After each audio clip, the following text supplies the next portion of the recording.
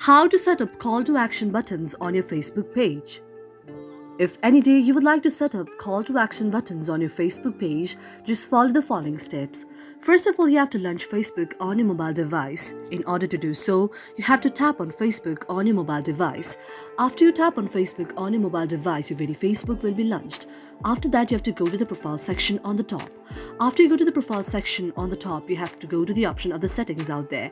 After you go to the option of the settings, you can see a screen like this. You have to go to the option of the page settings. After you go to the option of the page settings, you can see a screen like this. And after you see a screen like this, you have to search the option of the edit very action buttons. If you do not find it, you can go back. After going back, you can tap on your very profile and then go to the three dots or the option of manage out there. After you go to the option of the manage, you can see a screen like this. Otherwise, you can also go to the three dots on the right side. After you go to the three dots on the right side, you can see the option of edit action button. Now you have to tap on the option of edit action button.